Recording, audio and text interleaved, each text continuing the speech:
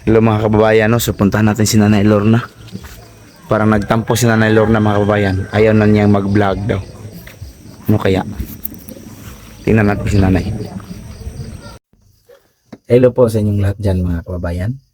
So magandang gabi po sa inyong lahat, no? So gabi po kami nakauwi ngayon dito sa bahay. Galing doon sa sakahan ni Papa. So pinaharvest ni Papa yung kanyang mga niyog. At kami po yung nag-asikaso doon kasama yung kapatid ko. At yung dalawang isang kapatid ko at saka asawa ng aking kapatid na babae. So doon kami kanina, tapos yung mga kasama namin na taga rito po. So gabi na kami nakauwi kasi tinapos po ng mga nagbabalat po ng niyog, yung lahat ng niyog na kailangan balatan kasi ayaw na nilang babalik bukas. Kaya gabi kaming nakauwi ngayon dito. Tapos mga kababayan, ngayon ko lang din po makontinue yung video ko kaninang umaga noong pinuntahan ko si Nanay Lorna. Kasi po mga kababayan, kanina nung nag-prepare ako para po makapunta na ako doon sa sakahan. At nung dumungaw ako dyan sa labas, dumaan si Nanay Lorna na may dalang galon kasi wala po silang tubig. Tapos sabi ko sa kanya, at bigla niyang na-open sa akin mga kababayan na nalilito na daw siya kung anong gagawin niya. Tapos biglang umiyak. Sabi niya na ayaw na po niyang mag-vlog daw.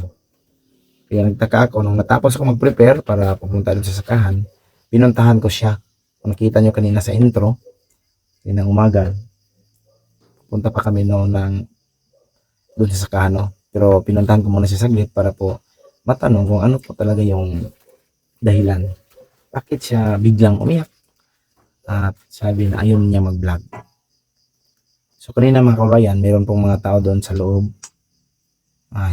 Hindi ko sila kilala. Mga katribo ni Nanay Lorna. Kaya hindi po ako nakapag-video. Nakapag-video doon sa loob kasi maraming mga tao. Kaya sinabi ko po kay Nanay Lorna, tinanong ko kung ano ba yung dahilan niya. Dahilan niya na bakit ayaw na niya mag-vlog. Ang sabi ni Nanay, hindi rin niya alam daw kung bakit yun yung naramdaman niya. Humingi siya ng sorry na naramdaman niya ayaw na niyang mag-vlog dahil po daw para bang nawalan siya ng gana sa pag-vlog. Kaya ngayon mga kababayan, di ko alam kung saan si Nanay Lorna kasi hindi namin natapos yung usapan namin kanina kasi po maraming tao, maraming bisita siya doon sa bahay niya. Hindi ko alam kung ano yung pinag-uusapan nila kaya hindi ako nagtagal doon. Baka may istorbo ko yung sadya ng kanyang mga bisita.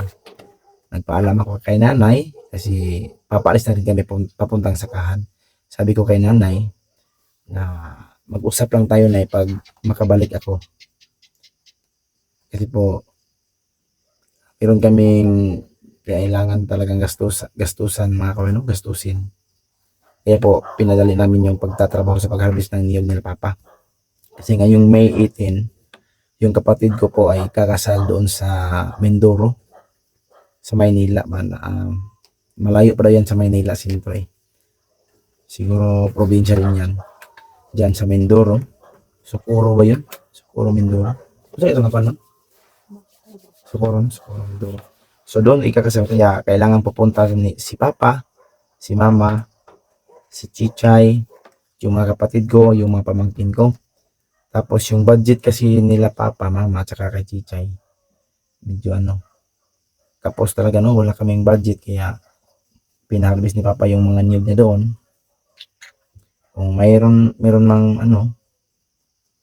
pag may binta na, so kuna ng mga expenses, so mayroon na silang may budget doon kahit kunti lang kasi kailangan man.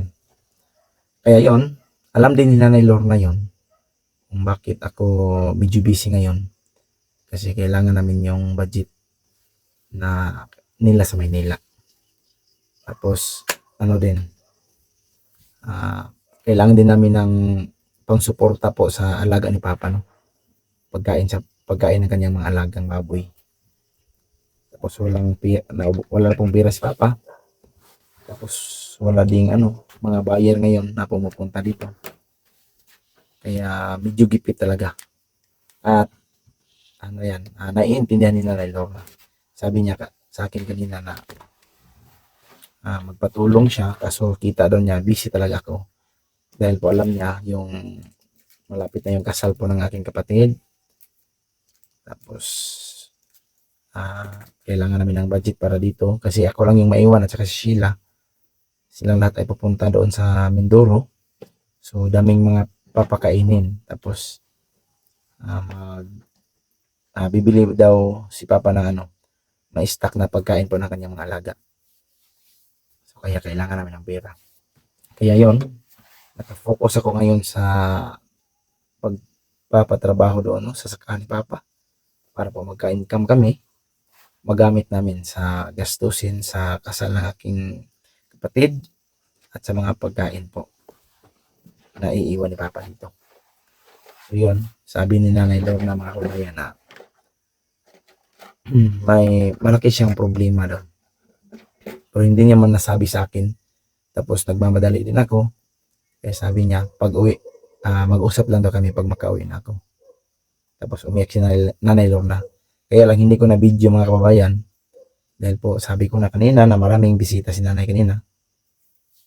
Kaya kanina nung dumating kami, kaso gabi na mga kababayan, tapos tiningnan ko doon sa bahay niya, medyo madilim na. Iwan ko kung andyan pa ba sila Nanay Lorna o baka wala na sila dyan kasi madilim naman. Nakarating kami dito mga 7 PM pero madilim na yung bahay niya. Minsan kasi kahit 9 PM na maliwanag pa yung ilaw. Sa tingin ko, hindi ko rin na-contact si Ma'am Aya, no? Kasi gabi na kami nakarating. Hindi ako sure kung andyan pa ba sila Nanay Lorna o baka umuwi na po doon sa Talaingod. Hindi ko kasi sure kung ano talaga yung problema ni Nanay, kung bakit siya naiyak. Bakit niya nasabi na hihinto na siya sa pagbablog. So, bukas po malalaman mga kababayan kung ano talaga yung dahilan ni Nanay Lorna na hihinto na siya sa pag-vlog, tapos ano kaya yung malaking problema na sinasabi niya. Baka yun po yung pinag-uusapan ng kanyang mga bisita kanina doon sa kanilang bahay. Hindi niya lang nasabi sa akin mga kabayan kasi po kitang-kita niya daw na busy talaga ako. Kailangan ko kasi yung gawin para po sa para din masolve yung problema din namin. Budget nila Papa, nila Chichay, pati yung sa mga kapatid ko. Kaya wala akong idea ngayon kung saan si Nanay Lorna. Hindi ko rin natanong si Mama Aya kanina.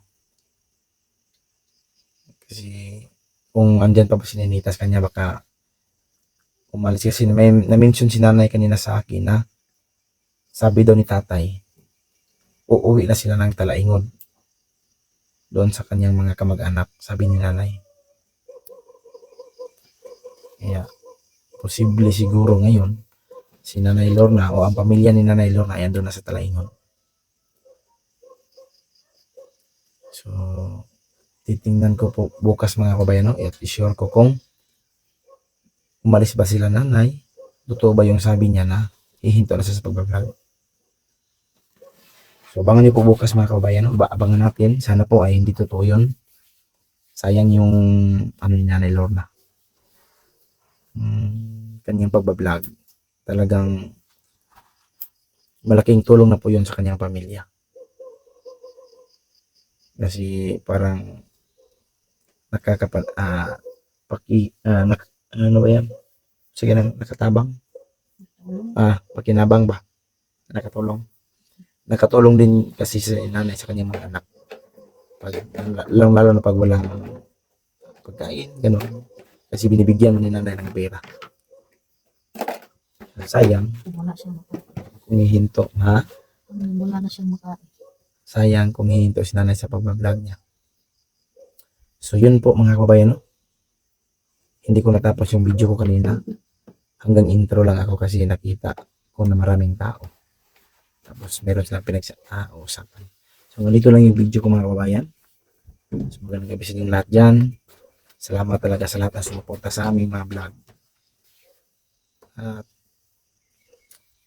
At promise ko lang sa inyo mga kababayan, kahit na anong mangyari, ay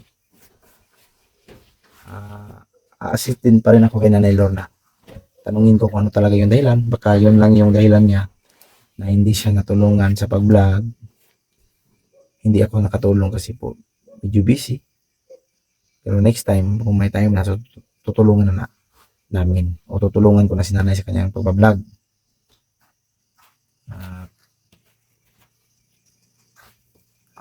Ano sabihan ko si Nanay na wag talaga maghinto. Ano sabi mo? Ito lagi mo.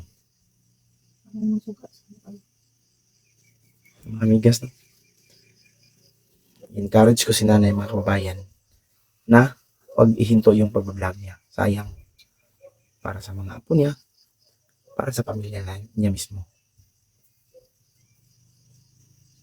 Nalilito kasi si Nanay sa tingin ko mga kababayan kasi yung sahod niya agad-agad na maubos, no? Hindi aabutan ng ilang araw. Yun yung pinagtaka ko. Bakit gano'n ang nangyari sa kanya? So kailangan talaga ni Nanay no ng diskarte niya. Paano niya gamitin yung kanyang pira na matanggap sa kanyang mga sahod. Kasi agad na maubos. Yung pumunta si Sir Paul, binigyan man siya ng pira. Pero agad-agad na nawala. Agad-agad na naubos. So yun yung kulang kay Nanay Lorna. Kaya darating yung time na maghihito siya na saan siguro kukuha ng kanilang pagkain. Kasi yung mga cash na natanggap niya mula sa sahod, mula sa bigay po ng ibang tao, tulad sa bigay ni Sir Paul, ay di ko alam kung saan niya ginamit o baka binigay niya sa kanyang mga anak. Sabi ko kay Nanay na okay man talaga yung magbigay, pero kailangan tingnan muna kung meron ba silang makakain sa bahay nila. Kung sabi ko kay Nanay, pwede rin ibili niya ng mga pagkain, bigas, tapos hatian niya ng mga bigas yung kanyang mga anak. Pero hindi kasi nagawa ni Nanay yun.